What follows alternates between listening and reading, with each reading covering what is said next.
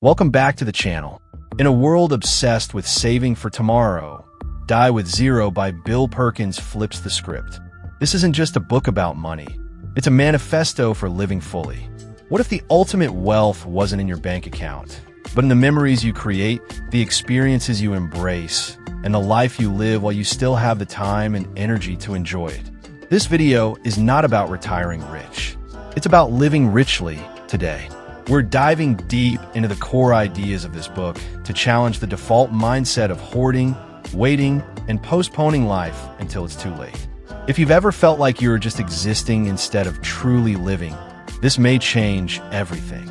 Most people are caught in a cycle where they trade their present moments for future security. They work tirelessly, save obsessively, and often believe the more money they accumulate, the safer they will be. But Bill Perkins argues something deeply counterintuitive. Money has a curve of diminishing returns over time. The older you get, the less value that same dollar brings to your life experience. That expensive vacation in your 30s? It might give you joy, memories, and transformation. In your 70s? It may just feel like an obligation or be physically impossible to enjoy. The truth is, money is only as valuable as what you do with it, and when you do it. Perkins introduces a mental shift. Stop managing your life around financial growth and start managing your money around life optimization. This doesn't mean being careless with money. It means being conscious about how time, energy, and money interact. If you spend your healthiest years chasing financial goals without designing meaningful moments along the way, you risk arriving at old age wealthy in dollars, but bankrupt in memories. Ask yourself, what's the real cost of postponing life? What are you trading away when you let years slip by in the name of being responsible? Optimizing life means recognizing that the present is your most fertile ground for impact, growth, and joy.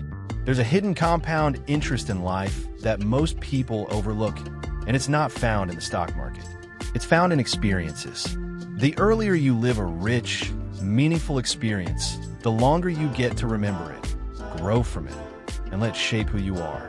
That hike you took in your 20s? The laughter with friends, the struggle to reach the peak, the sunset you watched at the summit. Those moments stay with you forever, and they shape the way you see the world from that point on. This is what Perkins calls the memory dividend.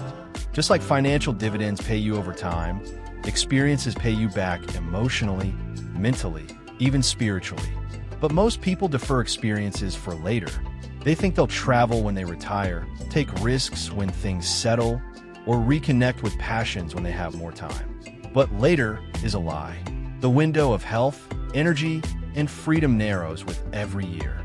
To truly live well, you must front-load your life with purpose-driven experiences. Take that road trip. Launch that creative project. Explore that country. These aren't luxuries. They're life itself. Experiences are the fabric of your story. And the earlier you collect them, the richer your story becomes. Perkins introduces a brilliant tool, the concept of time buckets. Imagine your life as a timeline split into 5 or 6 10-year sections. Each bucket represents not just a chapter of your life, but a specific opportunity window. The idea is simple. What do you want to do, see, or feel before it's no longer realistic? Think about it. Some experiences are best lived in your 20s, backpacking across Asia, building a startup, or learning to surf. Others make more sense in your 30s or 40s, raising kids, investing in a home, exploring deep relationships. Your 50s and 60s may bring space for mentorship, legacy work, or longer spiritual journeys. And later in life, simplicity, reflection, and presence take center stage. But here's the danger. Without awareness of these time buckets, most people fall into the trap of default living. They don't realize they've outgrown certain dreams until it's too late. They delay peak experiences without realizing those peaks were seasonal. Time bucketing isn't about pressure, it's about clarity. Once you know what belongs in each bucket, you can live with intentionality. You can avoid the slow regret that comes from wondering what if, and replace it with the fulfillment of saying I did. So take a moment, map your decades, and assign your dreams. Give them season. And most importantly, don't wait. Most people assume giving is something you do later in life, once you've accumulated enough, achieved enough, secured enough. But Perkins flips this idea upside down. He argues that the impact of your giving is directly tied to timing.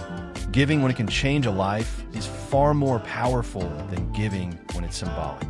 If your children or loved ones need financial support to grow, learn, or build something in their 20s or 30s, why wait until they're already established in their 50s? When you give early, you create transformation. When you wait too long, you often give nostalgia or maintenance. But this principle doesn't just apply to money. It applies to time, wisdom, and energy. Your attention is a gift. Your support, your encouragement, your mentorship, all of it has exponential value when given now, not someday. Perkins urges us to flow our wealth, not hoard it. This means creating systems to give while you're still alive to see the ripple effect. Donate to causes you believe in. Support someone's dream. Give your time to something that needs your voice. Giving isn't just about legacy. It's about activating purpose in real time. If you're waiting to give until it's safe, you'll never give. If you give now, you'll watch lives change, and yours with them. This is the heart of Bill Perkins' message. Don't die with your best life unlived. Most people reach the end of their lives having left a fortune behind. Not just in money, but in missed experiences, unexplored desires, unspoken words, and unlived adventures. They optimize for security. They save just in case. But in doing so, they often traded the vibrant now for an uncertain later that never came. Perkins challenges the default programming. He asks a haunting but necessary question.